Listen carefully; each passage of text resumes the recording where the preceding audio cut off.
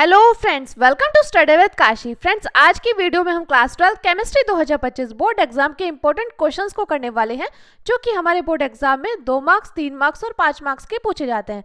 तो चलिए फ्रेंड्स, हम अपनी वीडियो को स्टार्ट करते हैं। देखिए, इसमें हमारा पहला क्वेश्चन है, आंतरिक या अंतर संक्रमण तत्व क्या है। तो देखिए, जिन तत्वों में विभेदी इलेक्ट्रॉन यानी कि N-2 कक्षकों में प्रवेश करता है, वे तत्व आंतरिक या अंतर संक्रमण तत्व कहलाते हैं। ये तत्व आवर्त सारणी में एक अलग ब्लॉक F ब्लॉक का निर्माण करते हैं, अतः इन्हें F ब्लॉक के तत्व भी कहते हैं। तो देखिए फ्रेंड्स, ये हमारा मोस्ट इंपॉर्टेंट क्वेश्चन है, आंतरिक या अंतर संक्रमण तत्व। कई बार हमसे MCQ में पूछा गया है कि आंतरिक या अंतर संक्रमण तत्व क्या है, S ब्लॉक के तत्व, P ब्लॉक के तत्व, D ब्लॉक के तत्व या F ब्लॉक के तत्व। तो आपको पता होना चाहिए कि आंतरिक या अंतर संक्रमण तत्व क्या होते हैं। ये होते हैं हमारे F ब्लॉक के तत्व। अब देखिए फ्रेंड्स, हमारा अगला क्वेश्चन है, विलयन में Cu+ आयन रंगहीन जबकि Cu2+ आयन रंगीन होते हैं, क्यों। तो बताइए फ्रेंड जल्दी से कि विलयन में Cu+ आयन रंगहीन जबकि Cu2+ आयन रंगीन होते हैं, क्यों।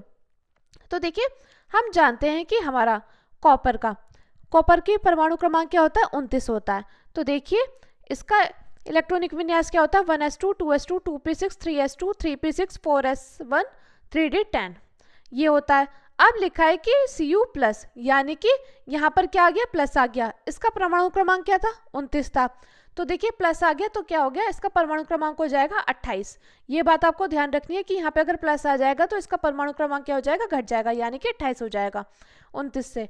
अब देखिए, हम क्या करेंगे, 1s2 2s2 2p6 3s2 3p6 3d10 कर देंगे, यानी कि 4s1 एक क्या हो जाएगा, इलेक्ट्रॉनिक विन्यास में 4s1 चला जाएगा।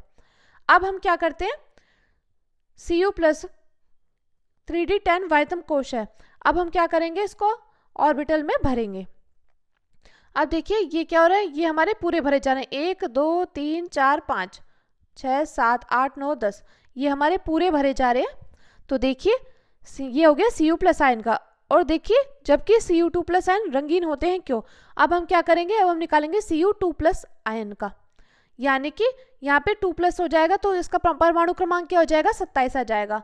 तो देखिए, यहाँ पे हो जाएगा 1s2 2s2 2p6 3s2 3p6 और 3d9, ये हो जाएगा इसका इलेक्ट्रॉनिक विन्यास। अब देखिए, हम यहाँ पे करते हैं Cu2+ का, तो 3d9, तो ये क्या होता है, ऑर्बिटल में क्या होता है, एक अयुग्मित इलेक्ट्रॉन रह रहा है।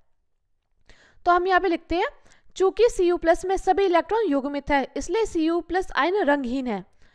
ध्यान से देखिए फ्रेंड्स, क्योंकि Cu+ में सभी इलेक्ट्रॉन युग्मित है, इसलिए Cu+ आयन रंगहीन है। Cu2+ आयन में एक अयुग्मित इलेक्ट्रॉन है, इसलिए यह रंगीन यानी कि नीले रंग का होता है। ये बात आपको पता होनी चाहिए। देखिए फ्रेंड्स, मोस्ट इंपॉर्टेंट क्वेश्चन है, कई बार हमसे 3 नंबर में पूछा गया है। अब देखिए, हमारा अगला क्वेश्चन है, लिगेंड क्या है, 2 उदाहरण भी दीजिए। तो देखिए, लिगेंड क्या होते हैं, ये भी मोस्ट इंपॉर्टेंट क्वेश्चन है। वह आणविक अथवा आयनिक स्पीशीज जो संकर यौगिक में केंद्रीय धातु, परमाणु अथवा आयन से स्थायी रूप से जुड़ी होती है, लिगेंड कहलाता है। तो देखिए, लिगेंड क्या होता है, वह आणविक अथवा आयनिक स्पीशीज जो संकर यौगिक में केंद्रीय धातु, परमाणु अथवा आयन से स्थायी रूप से जुड़ी होती है, लिगेंड कहलाता है। अब देखिए, पूछा है हमसे 2 उदाहरण भी दीजिए। अगर आपसे सिर्फ लिगेंड की परिभाषा पूछेगा तो आपसे 2 मार्क्स में पूछेगा, लेकिन यहाँ पे 2 उदाहरण भी दीजिए, तो ये कितने मार्क्स का हो गया, 3 मार्क्स का, 3 से 5 मार्क्स का पूछा जाता है। तो देखिए, इसका पहला उदाहरण है K4Fe-CN6, जहां पर Fe क्या है, Fe हमारी केंद्रीय धातु है, और लिगेंड क्या है, लिगेंड हमारा CN है। क्योंकि देखिए, यहाँ पे लिखा है ना कि वह आणविक अथवा आयनिक स्पीशीज जो संकर यौगिक में केंद्रीय धातु, परमाणु अथवा आयन से क्या होता है, स्थायी रूप से जुड़ी होती है। तो यहाँ पे Fe क्या है, Fe हमारा केंद्रीय धातु और CN क्या होगी, इसलिए CN हो गया हमारा लिगेंड। अब देखिए, हमारा अगला एग्जाम्पल है CuNH3 की होल 4 फिर ब्रैकेट बन 2-, तो ये क्या हो गया, ये होगी हमारी केंद्रीय धातु, और NH3 ये क्या हो गया, ये हो गया लिगेंड। क्योंकि केंद्रीय धातु, परमाणु आयन से क्या होता है, स्थायी रूप से जुड़े होते हैं, तो वो क्या कहलाते हैं, वो लिगेंड कहलाते हैं। अब देखिए, हमारा अगला मोस्ट इंपॉर्टेंट क्वेश्चन है, क्लोरोबेंजीन की बेंजीन रिंग की एक प्रतिस्थापन अभिक्रिया का समीकरण लिखिए। देखिए फ्रेंड्स, ये वाला हमारा मोस्ट इंपॉर्टेंट क्वेश्चन है, क्लोरोबेंजीन की बेंजीन रिंग की एक प्रतिस्थापन अभिक्रिया का समीकरण लिखना है हमें। तो हम यहाँ पे लिखते हैं, क्लोरोबेंजीन का नाइट्रीकरण उसकी बेंजीन रिंग पर प्रतिस्थापन यानी कि इलेक्ट्रॉन स्नोई अभिक्रिया का उदाहरण है। फिर से देख लीजिए, क्लोरोबेंजीन की बेंजीन रिंग की एक प्रतिस्थापन अभिक्रिया का समीकरण लिखना है हमें। तो हम यहाँ पे लिखते हैं, क्लोरोबेंजीन का नाइट्रीकरण उसकी बेंजीन रिंग पर प्रतिस्थापन यानी कि इलेक्ट्रॉन स्नोई अभिक्रिया का एक उदाहरण है। तो हम क्या करेंगे, क्लोरोबेंजीन का नाइट्रीकरण कर देंगे। तो ये बात आपको पता होनी चाहिए कि हमें इसका क्या करना होगा, नाइट्रीकरण करना होगा जब हमें बेंजीन रिंग की एक प्रतिस्थापन अभिक्रिया का समीकरण लिखना है। तो देखिए क्लोरोबेंजीन क्या होता है, ये होता है बेंजीन रिंग पर Cl, ये होता है क्लोरोबेंजीन, और अगर बेंजीन रिंग पर OH कर देंगे तो हो जाएगा फिनोल। तो देखिए बेंजीन रिंग पर Cl है तो क्लोरोबेंजीन, क्लोरोबेंजीन बात आती है नाइट्रीकरण की, यानी कि HNO3 से क्रिया करेंगे। HNO3 से क्रिया करेंगे सांद्र H2SO4 की उपस्थिति में, तो हमारा क्या बनकर तैयार हो जाएगा, हमारा बनकर तैयार हो जाएगा ओ क्लोरो नाइट्रोबेंजीन, यानी कि बेंजीन रिंग पर Cl यहाँ पे है, तो ये क्या है, ये होता है ऑर्थो, ये होता है मेटा, और ये क्या होता है पैरा। ऑर्थो मेटा पैरा, ये बात आपको पता होनी चाहिए, ऑर्थो मेटा पैरा, यहाँ पे भी मेटा, यहाँ पे भी ऑर्थो, ये बात आपको पता होनी चाहिए। तो देखिए क्या बनकर तैयार हो, ओ क्लोरो नाइट्रोबेंजीन, ऑर्थो यानी ओ क्लोरो नाइट्रोबेंजीन। और देखिए और क्या बनकर तैयार हो रहा है, यहाँ पे पैरा पे है तो पी क्लोरो नाइट्रोबेंजीन, और हमारा क्या बनकर तैयार हो रहा है, हमारा बनकर तैयार हो रहा है जल। तो देखिए मोस्ट इंपॉर्टेंट क्वेश्चन है कि क्लोरोबेंजीन की बेंजीन रिंग की एक प्रतिस्थापन अभिक्रिया का समीकरण लिखना है। अब देखिए फ्रेंड्स, जरूरी नहीं कि क्वेश्चन आपसे ऐसे ही पूछा जाए, एग्जामिनर घुमा फिरा कर भी बोल सकता है कि क्या होता है जब क्लोरोबेंजीन का नाइट्रीकरण करते हैं। तो आपको पता होना चाहिए जब हम क्लोरोबेंजीन का नाइट्रीकरण करेंगे सांद्र H2SO4 की उपस्थिति में तो ओ क्लोरोबेंजीन, ओ क्लोरो नाइट्रोबेंजीन और पी क्लोरो नाइट्रोबेंजीन प्राप्त होता है। अब देखिए बात आती है न्यूक्लियोसाइड तथा न्यूक्लियोटाइड में अंतर। तो देखिए फ्रेंड्स, ये वाला क्वेश्चन मोस्ट इंपॉर्टेंट है, न्यूक्लियोसाइड और न्यूक्लियोटाइड में अंतर। तो देखिए हम लिखते हैं विषम चक्रीय कार्बनिक क्षारक प्यूरिन अथवा पिरामिडिन तथा शर्करा राइबोज अथवा डीऑक्सी राइबोज के युग्मन से न्यूक्लियोसाइड बनते हैं, जबकि फास्फोरिक अम्ल तथा न्यूक्लियोसाइड के संयोजन से न्यूक्लियोटाइड बनते हैं, जिसमें न्यूक्लियोसाइड में शर्करा की 5 स्थिति पर फास्फोरिक अम्ल जुड़ा होता है। तो देखिए हमें क्या करना था, हमें यहाँ पे न्यूक्लियोसाइड और न्यूक्लियोटाइड में अंतर लिखना था। तो हम यहाँ पे लिखते हैं विषम चक्रीय कार्बनिक क्षारक प्यूरिन अथवा पिरामिडिन तथा शर्करा राइबोज, क्षारक क्या होते हैं प्यूरिन और पिरामिडिन, और शर्करा क्या है राइबोज और डीऑक्सी राइबोज के युग्मन से न्यूक्लियोसाइड बनते हैं, यानी कि विषम चक्रीय कार्बनिक क्षारक, ध्यान से समझिए, विषम चक्रीय कार्बनिक क्षारक में तथा शर्करा के युग्मन से न्यूक्लियोसाइड बनते हैं, जबकि फास्फोरिक तथा न्यूक्लियोसाइड के संयोजन से न्यूक्लियोटाइड बनते हैं, जिसमें न्यूक्लियोसाइड में शर्करा 5' स्थिति पर फास्फोरिक अम्ल जुड़ता है। तो देखिए जरूरी नहीं कि आपको ये लिखना है, आप यहाँ तक भी लिख सकते हैं कि विषम चक्रीय कार्बनिक क्षारक तथा शर्करा के युग्मन से न्यूक्लियोसाइड बनते हैं, जबकि फास्फोरिक अम्ल तथा न्यूक्लियोसाइड के संयोजन में न्यूक्लियोटाइड बनते हैं। आप सिर्फ इतना भी लिख सकते हैं। और अगर आपको लिखना है कि जिनमें न्यूक्लियोसाइड में शर्करा 5' स्थिति पर फास्फोरिक अम्ल जुड़ा होता है। तो देखिए ये था इसका अंतर। ये फ्रेंड्स मोस्ट इंपॉर्टेंट क्वेश्चन है और 2024 के सातों के सातों सेट में आया है, क्योंकि हर जिले में क्या होता है, हर जिले का सेट अलग अलग होते हैं और हर बार क्या होता है 7 पेपर सेट बनते हैं। अब देखिए फ्रेंड्स, हमारा अगला मोस्ट इंपॉर्टेंट क्वेश्चन है फिनॉल की अम्लीय प्रकृति को समझाइए। तो हम यहाँ पे क्या करना है, फिनॉल की अम्लीय प्रकृति को समझाना है। तो हम यहाँ पे लिखते हैं फिनॉल एक दुर्बल अम्ल है जिसके लिए Ka का मान 1.3 × 10⁻10 होता है तथा यह नीले लिटमस पेपर को लाल कर देता है। इसकी अम्लता कार्बोक्सिलिक अम्लों की अपेक्षा कम होती है। फिनॉल एक दुर्बल अम्ल होने के कारण केवल प्रबल क्षारकों तथा सक्रिय धातु के साथ ही अभिक्रिया करके लवण बनाता है। तो फिर से देख लीजिए, यहाँ पे मैं फिनॉल की अम्लीय प्रकृति को समझाना था। तो हम यहाँ लिखते हैं फिनॉल एक क्या होता है, दुर्बल अम्ल है। यहाँ पे तो बोला है अम्लीय प्रकृति को समझाना है, लेकिन यहाँ पे देखिए फिनॉल क्या है, फिनॉल एक दुर्बल अम्ल है जिसके लिए Ka का मान 1.3 × 10⁻10 होता है तथा यह नीले लिटमस पेपर को लाल कर देता है। इसकी अम्लता कार्बोक्सिलिक अम्लों की अपेक्षा कम होती है। फिनॉल एक दुर्बल अम्ल होने के कारण केवल प्रबल क्षारकों तथा सक्रिय धातु के साथ ही अभिक्रिया करके लवण बनाता है। तो देखिए C6H5OH ये क्या है, फिनॉल, या तो आप बेंजीन रिंग पर OH कर दो या C6H5OH लिख दो, दोनों एक ही है। कि हमने NaOH के साथ क्रिया कराई तो हमारा क्या बनकर आ गया, C6H5ONa प्लस H2O। अब देखिए इसकी हमने सोडियम के साथ अभिक्रिया कराई तो हमारा क्या बनकर आ गया, 2C6H5ONa प्लस, और हाइड्रोजन गैस क्या हो गई, मुक्त हो गई। अब देखिए फ्रेंड्स, हमारा अगला मोस्ट इंपॉर्टेंट क्वेश्चन है DDT का पर्यावरण पर क्या प्रभाव पड़ता है। तो पर्यावरण में इसकी उपस्थिति अत्यंत हानिकारक है, क्योंकि मृदा में यह बिना विघटित हुए 20-30 दिन तक रह सकता है। इसके अपघटन पर बनने वाले मुख्य उत्पाद डाइक्लोरो डाइफेनिल डाइक्लोरोएथीन यानी कि DD, जो वातावरण में हानिकारक प्रभाव उत्पन्न करता है। तो देखिए पर्यावरण में इसकी उपस्थिति क्या होती है, अत्यंत हानिकारक होती है, क्योंकि मृदा में यह बिना विघटित हुए 20-30 दिन तक रह सकता है। इसके अपघटन पर बनने वाला मुख्य उत्पाद डाइक्लोरो डाइफेनिल डाइक्लोरोएथिन यानी कि डीडी, जो वातावरण में हानिकारक प्रभाव उत्पन्न करता है। अब देखिए हमारा अगला क्वेश्चन है लैंथेनाइड आकुंचन क्या है। लैंथेनाइड आकुंचन के प्रभाव की विवेचना कीजिए। तो देखिए लैंथेनाइड आकुंचन क्या होता है। लैंथेनाइड श्रेणी में परमाणु क्रमांक की वृद्धि के साथ जब तक नया आने वाला इलेक्ट्रॉन 4f उपकोष में प्रवेश करता है तब तक परमाणु या आयन का आकार घटता रहता है। इसे लैंथेनाइड आकुंचन कहते हैं। फिर से देखिए लैंथेनाइड आकुंचन क्या है। ये देखिए फ्रेंड्स मोस्ट इंपॉर्टेंट क्वेश्चन है। लैंथेनाइड श्रेणी में परमाणु क्रमांक की वृद्धि के साथ जब तक नया आने वाला इलेक्ट्रॉन 4f उपकोष में प्रवेश करता है तब तक परमाणु या आयन का आकार घटता रहता है। इसे लैंथेनाइड आकुंचन कहते हैं। अब देखिए बात आती है लैंथेनाइड आकुंचन के प्रभाव की।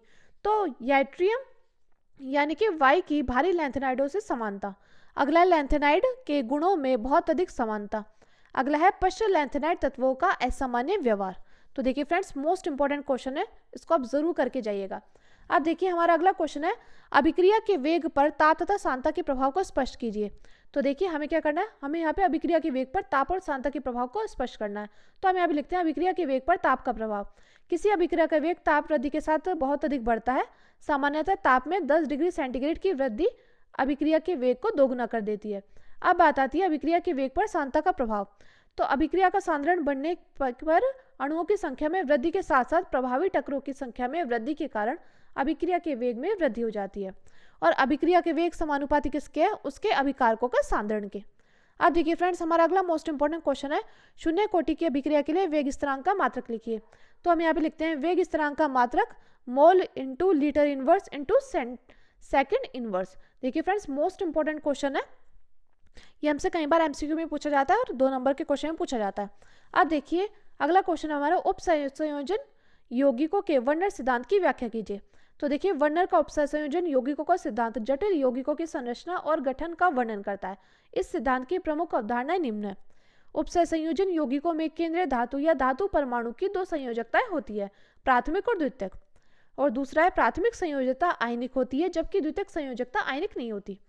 और प्रत्येक धातु की द्वितीयक संयोजकता या उपसंयोजन संख्या निश्चित होती है। तो ये था हमारा उपसंयोजक यौगिकों का वर्नर सिद्धांत। अब देखिए हमारा अगला मोस्ट इंपोर्टेंट क्वेश्चन है फेलिंग विलयन तथा शिफ अभिकर्मक द्वारा एल्डिहाइड तथा कीटोन में भिन्नता स्पष्ट कीजिए। तो हम यहाँ पे लिखते हैं एल्डिहाइड फेलिंग विलयन के साथ क्यूप्रस ऑक्साइड का लाल अवशेष देता है जबकि कीटोन यह अभिक्रिया नहीं देता। देखिए फ्रेंड्स मोस्ट इंपोर्टेंट क्वेश्चन है और बार बार बोर्ड एग्जाम में पूछा जाता है। देखिए CHO जिसके पीछे CHO वो क्या होता है एल्डिहाइड। तो RCHO किसके साथ फेलिंग विलयन क्या होता है CO। और देखिए मैंने सभी परीक्षणों पर एक वीडियो बना रखी है, फेलिंग विलयन, टॉलन अभिकर्मक, ल्यूकास अभिकर्मक, किंडवन, इन सभी पर मैंने वीडियो बना रखी है। अगर आपने वो वीडियो नहीं देखी तो उसका लिंक डिस्क्रिप्शन में, सभी परीक्षण पर एक ही वीडियो मैंने बना रखी है। और देखिए कई बार बोर्ड एग्जाम में पूछा जाता है फेलिंग विलयन का सूत्र बताइए, टॉलन अभिकर्मक का सूत्र बताइए, ल्यूकास अभिकर्मक का सूत्र बताइए। तो आपको पता होना चाहिए इन सभी के सूत्र।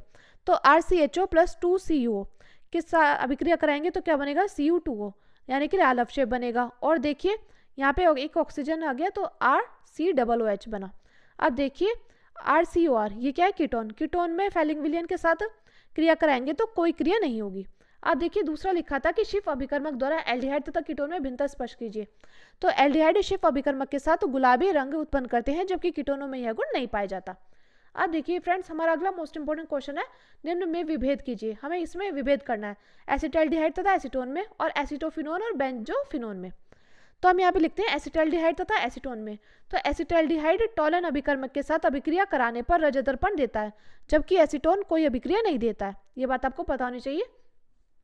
अब बात आती है एसिटोफिनोन और बेंजोफिनोन की। तो एसिटोफिनोन आयोडोफॉर्म परीक्षण देता है अर्थात पीले रंग का आयोडोफॉर्म अवशेष देता है जबकि बेंजोफिनोन यह परीक्षण नहीं देता। अब देखिए फ्रेंड्स हमारा अगला मोस्ट इंपोर्टेंट क्वेश्चन है टॉलन अभिकर्मक क्या है।